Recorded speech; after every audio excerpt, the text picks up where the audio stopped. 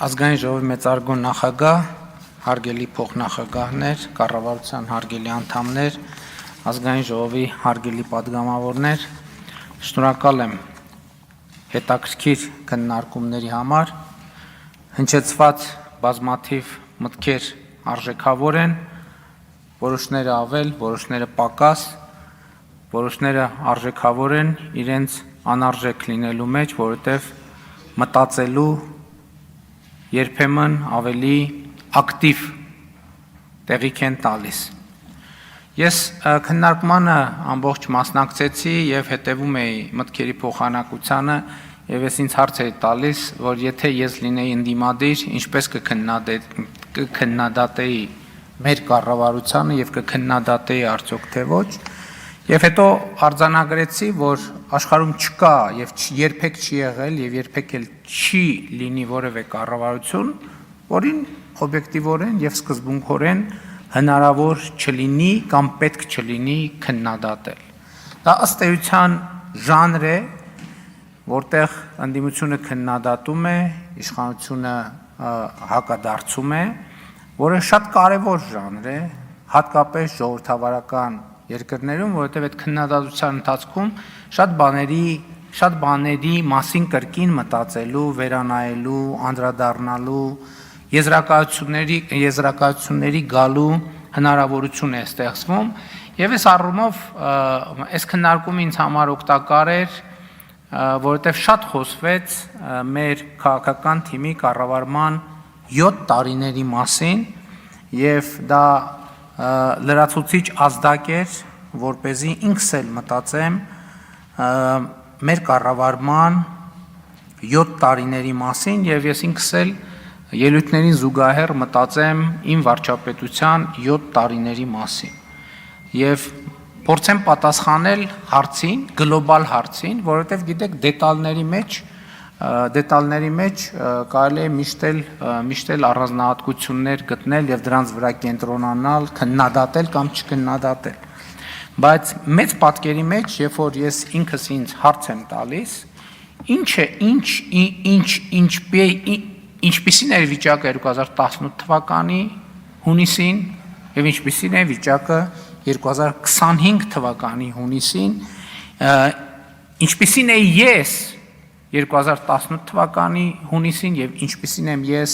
2025 թվականի հունիսին։ Երբ որ այս հարցը ինքս ինձ հետ մենակ մնալով անկեղծորեն, որովհետեւ ուրիշների առաջ խոսել մի բան է, ինքդ քեզ հետ խոսել այլ բան է, որովհետեւ ուրիշների հետ խոսալիս կարելի է ինչ որ բան չհիշատակել, բայց ինքդ քեզ հետ խոսելիս հնարավոր չէ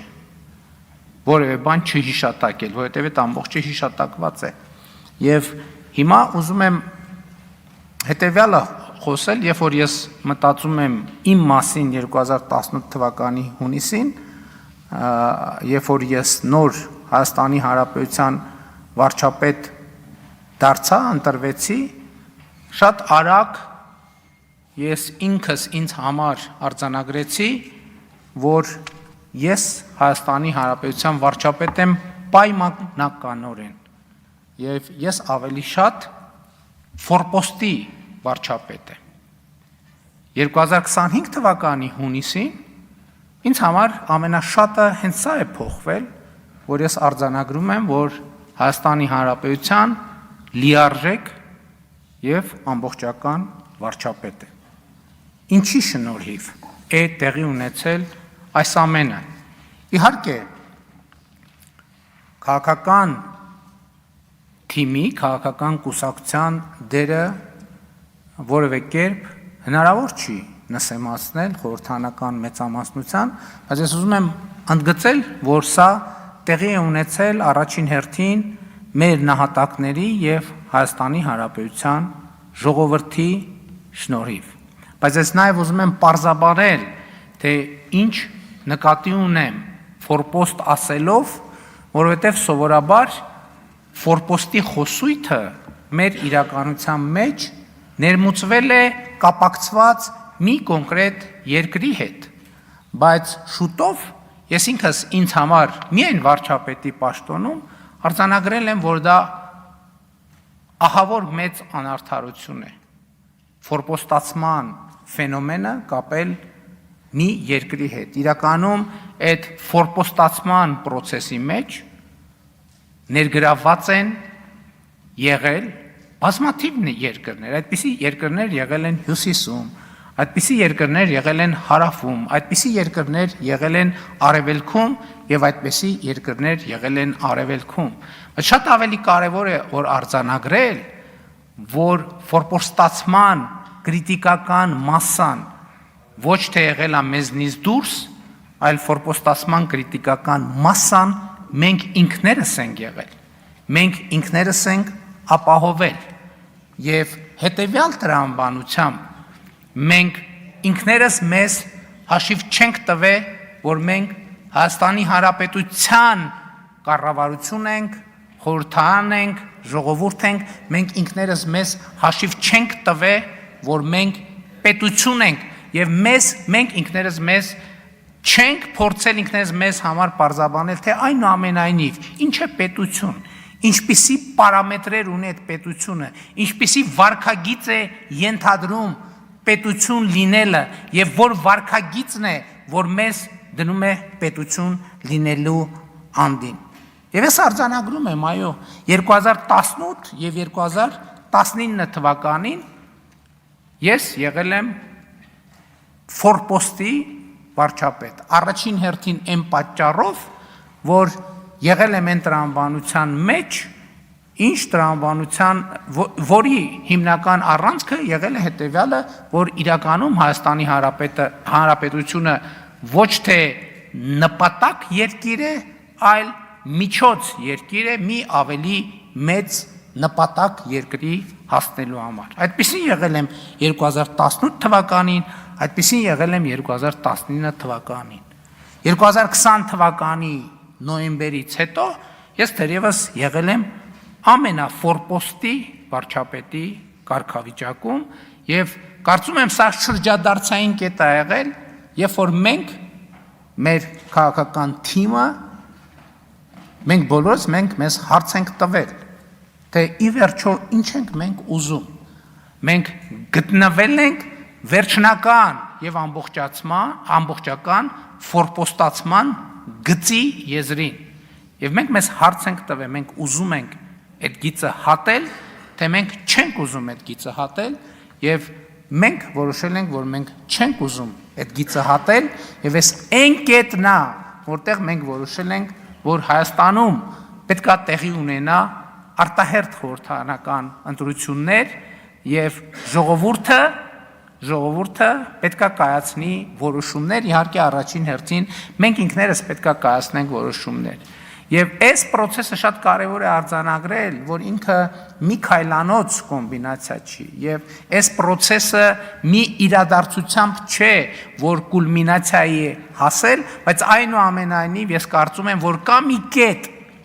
որտեղ այս process-ը, որտեղ ֆորպոստի ինձ համար անձամբ ֆորպոստի վարչապետից հստակ անցում է կատարվել դեպի Հայաստանի Հանրապետության վարչապետ։ Այդ գործում իհարկե 2021 թվականի խորհրդարանական արտահերթ ընտրությունները շատ մեծ դեր են խաղացել, բայց ես ուզում եմ հստակ ասել, որ այդ կետը, ես գիտեմ այն օրը, երբ որ ես վերածվել եմ Հայաստանի Հանրապետության լիարժեք վարչապետի եւ այդ կետից սկսած մինչեւ օրս գործում եմ բացառապես այդ տրամաբանությամբ։ Դա 2022 թվականի հոկտեմբերի 6-ն է, երբ որ ես դարձել եմ Հայաստանի Հանրապետության առաջին ղեկավարը, ով ճանաչել է Հայաստանի Հանրապետության տարածքային ամբողջականությունը։ Եվ մեր ընդդիմությունը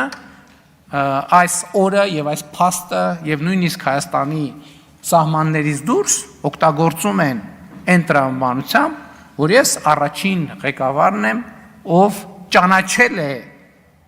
Լեռնային Ղարաբաղ Ադրբեջանի կազմում եւ ով ճանաչել է այդ տրամաբանությամբ Ադրբեջանի տարածքային ամբողջականությունը։ Եվ սա շատ կարեւոր եւ շրջադարձային պահ է,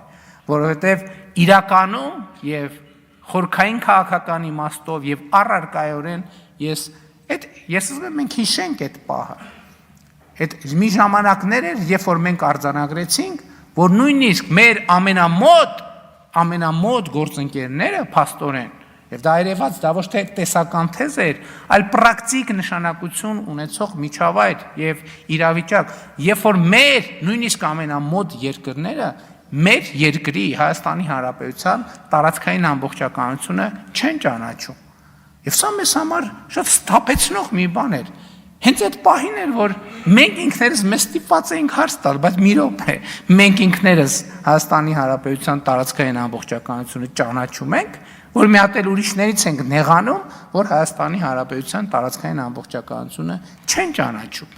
2022 թվականի հոկտեմբերի 6-ին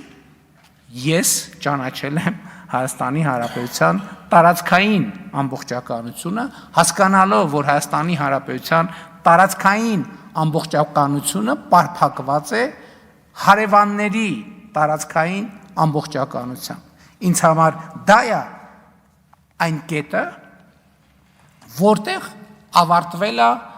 ֆորպոստի վարչապետից դեպի Հայաստանի Հանրապետության վարչապետ տրանսֆորմացիա։ Եվ ես հիմա արձանագրում եմ,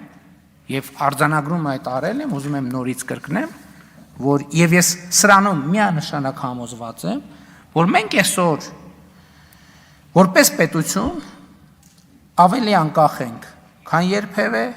ավելի ինքնիշխան ենք, քան երբևէ, ավելի պետություն ենք, քան երբևէ։ Բայց այսօրվա արձանագրումը իրականում ամենակարևորը չէ, կարևորը ի վերջո, քանի որ նաև խոսք է գնում այն ցիկլի մասին, որը մեկնարկել է 2021 թվականի խորհրդարանական ընտրություններով, որտեղ մեր կարգախոսն էր ապագա կա ապագա, շատ կարևոր է նաև ի վերջո պատասխանել այդ հարցին։ Լավ, մենք այդ կարգախոսը իրագործեցինք, թե չիրագործեցինք։ Կա ապագա, թե չկա ապագա։ Սա էլ է ինձ համար գրեթե ամենօրյա խորհրդածության նյութ եւ այդ խորհրդածության արդյունքում ես եկել եմ հետեւյալ եզրակացության, ինչն է գործնականում նշանակում, որ կա ապագա եւ ինչն է գործնականում նշանակում, որ չկա ապագա։ Եթե կա ապագայի նախագիծ հստակ գծագրված, ուրեմն կա ապագա։ Եթե չկա ապագայի հստակ գծագրված նախագիծ, ուրեմն չկա ապագա։ Եվ այո, մենք այդ խնդիրը լուծել ենք, որովհետև այն, ինչ մենք այսօր հանրությանը ներկայացնում ենք, որպես իրական Հայաստանի գաղափարախոսություն, դա ապագայի հստակ գծագրված նախագիծ է, եւ այդ նախագծի գոյությունն է երաշխիքը այն բանի, որ կա ապագա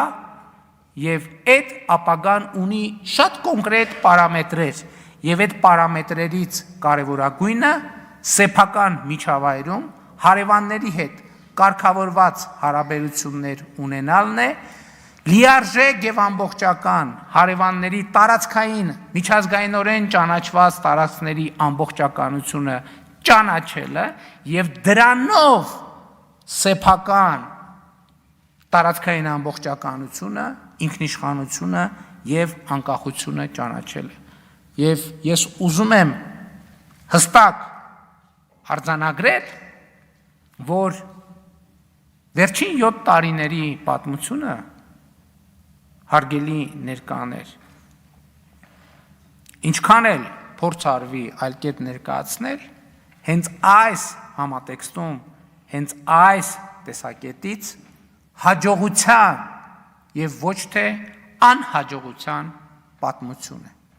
Տեսեք, շատ են խոսում նրա մասին, որ մենք կորցրել ենք Լեռնային Ղարաբաղը։ Ես այս հարցի մասին էլ բնականաբար շատ մտածել եմ եւ այստեղ էլ իմ եզրակացությունը հետեւյալն է. մենք ոչ թե կորցրել ենք Լեռնային Ղարաբաղը, մենք գտել ենք Հայաստանի Հանրապետությունը։ Այս է ճշմարտությունը, որովհետև ինչպես նախկինում ասել եմ, Լեռնային Ղարաբաղի հարցը որպես ինչպես ընդդիմության գործընկերներն էին ձևակերպում, որպես թոք օգտագործվել է որ Հայաստանի Հանրապետությունը չգտնվի, Հայաստանի Հանրապետությունը որպես անկախ եւ ինքնիշխան պետություն չկայանա եւ Հայաստանի Հանրապետությունը կայանում է եւ Հայաստանի Հանրապետության ապագայի նկատմամբ ես եւ մենք բոլորս առնվազն ես, որովհետեւ բոլորի հետ չեմ խոսել, դրա համար իմ անունի այս թեմայով շատ մանրամասն չեմ խոսել, ավելի լավատես եմ, քան երբևէ եւ ելի ուզում եմ ասել, որ սա ոչ թե անհաջողության, այլ հաջողության պատմություն է եւ սա է իմ այս պահի ամենակարևոր արձանագրումներից մեկը։ Այստեղ շատ խոսում են, գիտեք, մենք էլ երբեմն տրվում ենք ընդդիմության նետած ձևակերպումներից։ Այստեղ խոսում են, որ Հայաստանի մեր վրայով բալիստիկ հրթիռներ են թռնում, մենք էլ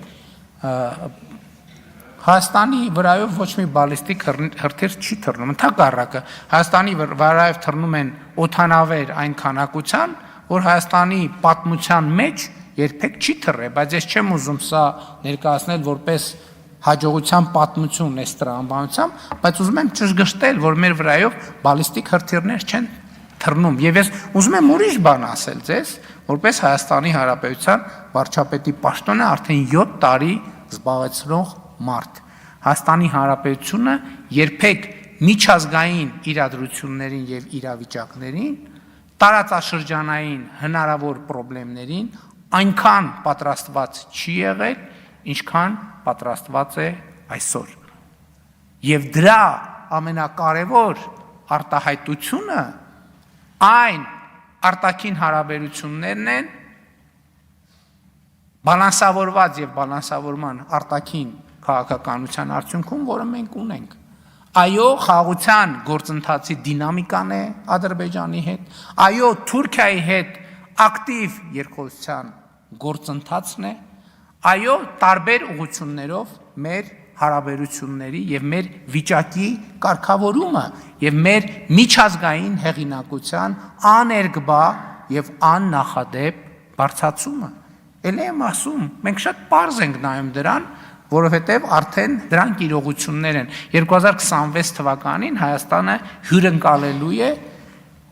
համաշխարհային մակարդակի երկու կարևորագույն իրադարձություններ՝ Եվրոպական քաղաքական համայնքի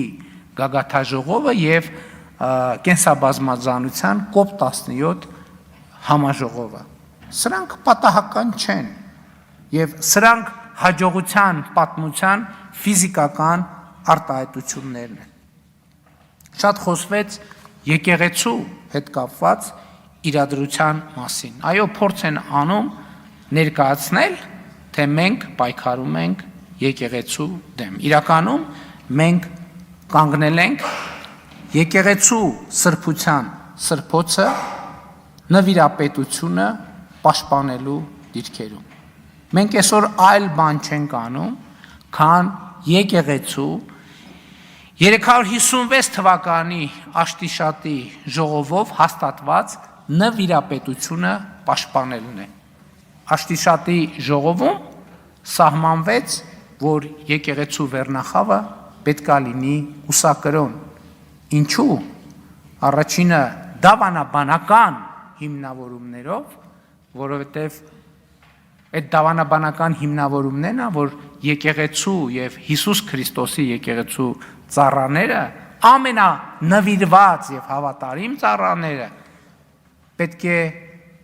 մոռանան անձնական կյանքի մասին, պետք է մոռանան ամուսնության մասին եւ պետք է ամուսնանան եկեղեցու հետ, պետք է անձնական կյանք ունենան եկեղեցու հետ, իրենց անձնական կյանքը պետք է պարփակված լինի Հիսուս Քրիստոսի ծառայության եւ ոչ որևէ այլ բանի մեջ։ Եվ այս նվիրապետության շնորհիվ է նաեւ, որ պետք է երաշխավորվեր եկեղեցու բարոյական, գաղափարախոսական եւ նյութական անվտանգություն այդ թվում, որովհետև այս որոշման տրամաբանության մեջ նաև այն էր, որ եկեղեցու ունեցվածքի նկատմամբ ուղղակի կամ անուղղակի ժառանգական իրավունքներ չծագեն, որովհետև ամենայն հայոց կաթողիկոսը հայ առաքելական եկեղեցու գույքի տերն է երկրի վրա։ Եթե հայ առաքելական եկեղեցու կաթողիկոսը ունի ժառանգներ,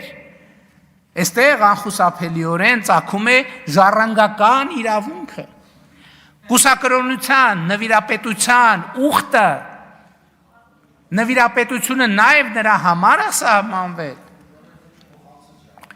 որ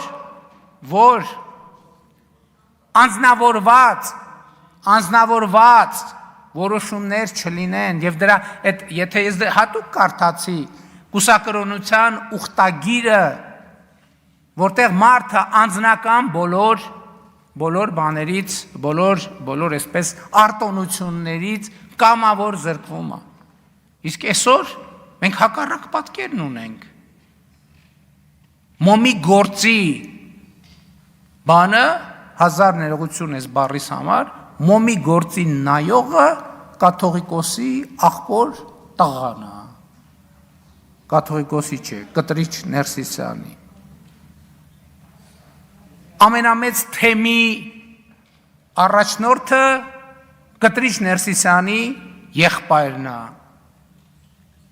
Այն մյուս թեմի առաջնորդը իրա քրոջ որդին է։ Եվ այլն եւ այսպես շարունակ։ Հայ առաքելական եկեղեցին բռնազավթված է մի կլանի կողմից։ Եվ մենք ոչ թե եկեղեցու դեմ ենք պայքարում, մենք պայքարում ենք եկեղեցու արժեքների եւ նվիրապետության համար։ Եվ ես էլ եմ ասում, ես դրան այսօր եւ այս նվիրապետության կառուցվածքն է, որ կուսակրոն քահանաները ղեկավարում են եւ հոգեվոր եւ բարոյական գերիշխող դիրք ունեն ամուսնացյալ քահանաների նկատմամբ։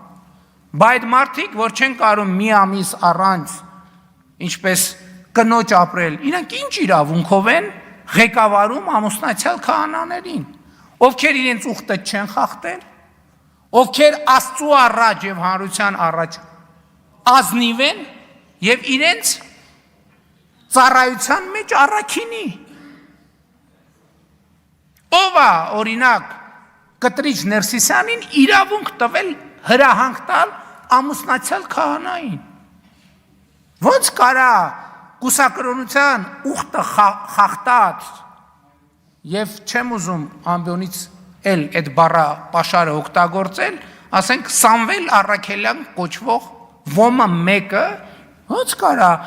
ամուսնացյալ եկեղեցա քահանաներին Խաչատրյան ներողություն, Սամվել Խաչատրյան, ամուսնացյալ քահանաներին հրաման տա եւ նրանց նկատմամբ գերակա դիրք զբաղեցնի։ Ոնց կարա։ Դա անարգանք է բոլոր ամուսնացյալ քահանաների նկատմամբ։ Որտեւ ինչ ասես, որտեղ ասես անում են, մի հատ էլ գալիս են այդ բանի դիրքերից, որպես մարդիկ, ովքեր ամուսնացած են եկեղեցու հետ, գալիս են բարոյական եւ ոչ միայն իրավական բան են կիրառում։ Իշխանություն են կիրառում այդ փաստի բերումով, հասկանում եք, այդ փաստի բերումով։ Մի հատ էլ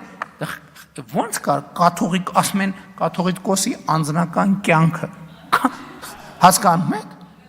Կաթողիկոսի անձնական կյանքը։ Մարդիկ, ով որ խոսում են այս իրավիճակի պաշտպանության մասին, նրանք քար առ քար քանդում են հայ առաքելական եկեղեցին, նրա նվիրապետությունը, նրա պատմությունը, նրա ավանդույթը, նրա արժեքը քանդում են, քանդել են, հիմա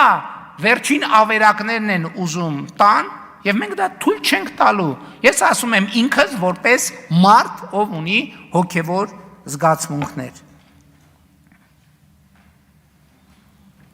Այսպիսի արտահայտություն միջամտություն եկեղեցու ներքին գործերին։ Հասկանում եք։ Սա ամեն ինչի մասին ասում է։ Հայ առաքելական եկեղեցու հետևորդները միջամտնում են եկեղեցու ներքին գործերին։ Ոնց կարա այդ հավատավոր մարդկանց եկեղեցին է։ Երբ որ իրանք դա պատկերացնում են որպես մի կլանի սեփականություն, այդ ժամանակ ոնց բանի մոմի գործը կտրիճի աղբորն է։ Այն բանի գործը, ասենք ենթադրենք, ով ձեռնադրվի, չձեռնադրվի, կաթողիկոսի բանի քրոջ որդին պետք է բանանի, ենթադրենք այն մյուս հարցը, այսինքն ես ինչ, դուք պղծել եք եկեղեցին դարձրել եք մի հատ բան, ասենք ենթադրենք մի հատ սպայից ավելի լավ սպան հարգելի գործունեություն է, ավազակների տեղ եք սարքել, ինչպես Հիսուս Քրիստոսը ասում է նոր կտակարանում, հաջորդը այս նոր խոսույթը, այսինքն նոր չէ, հին խոսույթը, տենց անում են, որովհետև թուրքերն են տենց ուզել, տենց անում են, որովհետև ադրբեջանցին։ Այս մեր իրականության ամենախոշոր եւ ամենապրոբլեմատիկ կոմպլեքսն է։ Իրեք այդ խոսույթը այն ժամանակ էլ մենք էլ ենք տրվում այդ խոսույթին։ Լավ եկեք բանակի մասին չխոսենք, որովհետև դե թուրքերն ու ադրբեջանցիները լսում են։ Վայ դրա մասին դե դա գաղտնիք է։ Եկեք թուրքի ջրաղացին ջուր չլցնենք։ Եվ այլն։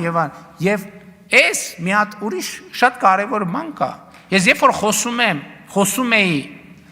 հայրենասիրության կայսերական մոդելի մասին, ես վերջերս մի հատ ուրիշ բան եմ հասկացել, որ մենք մեր աշխարհ ենք ալելու մեր սեփական զգայարանները եւ ֆորմուլաները, բանաձևերը զարգացնելու խնդիր ունենք։ Ես այս վերջերս թերևս ոչ հրապարակային մի հանդիպման ժամանակ ասացի հետեւյալը. մենք աշխարհը ընկալելու սեփական ֆորմուլաներ չունենք։ Եթե անկարծ Ադրբեջանը, Թուրքիան, Ռուսաստանը եւ մի քանի այլ երկրներ որոշեն մի ամիս ոչ մի հայտարարություն չանեն, մենք կհայտնվենք մութ սենյակում մի վիճակում, ով գաղափար չունի ընդհանրապես, ես որտեղ հանգել։ Եվ սա մեր արտապետականության կարևոր առանձնահատկությունն է, որ ներդրված է։ Չեք տեսնում ես ինչ են խոսում։ Ինչ խոսում են, իրանք խոսում են այն ամեն ինչը, ինչ որ դնում են այստեղ, որևէ մեկը Հայաստանում ծնված ընկալում չի։ Մի մասը, այսինքն ամբողջը արտաքին խոսույթներից ծաղկակաղա, որը բերվում այս ամբիոն, եւ այս ամբիոնից մատուցվում է։ Եվ մենք պետք պարտավոր ենք առերեսվել այս խնդրի հետ։ Ընդդիմադիր պատգամավորն ասում, ասեք, ինչ եք ուզում մեր ժողովրդից։ Ես կարող եմ ասել, ինչ եմ ուզում մեր ժողովրդից։ Ես ուզում եմ, որ մենք ճանաչենք աշխարհը։ Ես ասել եմ բազմիցս, ոչ մեկ չի ասել, հետո իմիջիայլոց ոչ մի լրագրող հարց չի տվել, ասել եմ երկրագունդը մեզ համար շարունակում է մնալ անծանոթ վայր, ոչ մեկ չի ասում, այդ ինչ ասցիր, այդ ոնց ասցիր, ոչ մեկ չի ասում, էսա, որովհետև մենք աշխարհի ընկալման մեր սեփական բանաձևերը չունենք, սրանում է խնդրեմը, եւ աշխարհը շարունակում է մեզ համար մնալ անծանոթ վայր, եւ դա պատճառը, որ աշխարհի մեր ընկալումը այն է, որ աշխարհը մի հատ ծայրահեղ անարդար վայր է։ Իսկ կարող է պարզապես մենք չենք ճանաչում աշխարհը։ Մենք չգիտենք աշխարհը, չգիտենք այնտեղ ապրելու կանոնները։ Որովհետև եթե դու երթևեկության կանոնները չգիտես եւ անընդհատ վրաերթի ես ենթարկվում, այդ փողոցը քեզ համար ամենաանարդար վայրն է, դու չես հասկանում ինչ են քո վրայով անընդհատ մեքենա քշում։ Եվ ասում ես, այս ինչ անարդար տեղ եմ ես ընկել, Աստված, ուր ես նայում Աստված, ով երթևեկության անարդարություն, թող որ ես թքեմ քո բաց ճակատին, որովհետև դու չգիտես, որ դու հայտնվել ես մի տեղ, որտեղ որոշակի կանոններ կան, անցում կա, հոծգիծ կա, լուսացույց կա, Եվ պետք է իմանալ այդ կանոնները վրա երթի չի ենթարկվելու համար։ Մենք ուզում ենք, որ մենք ճանաչենք աշխարհը։ Էլի երկու բան կար ասելու, բայց թերևս դրանց կանդրադառնամ իմ Facebook-յան էջում։ Որովհետև այդ անդրադարձերը չեմ կարծում, թե արժանի են ազգային ժողովի ամբիոնից հնչեցնելու։ Շնորհակալ եմ։ Շնորհակալություն մեծարգո պարոն վարչապետ, հարգելի գործընկերներ, այժմ տեղի կունենա քվեարկություն։ Խնդրում եմ ուշադիր լինել։ Քվեարկության է դրվում Հայաստանի Հանրապետության 2024 թվականի պետական բյուջեի կատարման տարեկան հաշվետվությունը հաստատելու մասին ազգային ժողովի որոշման նախագիծը։ Քվեարկություն։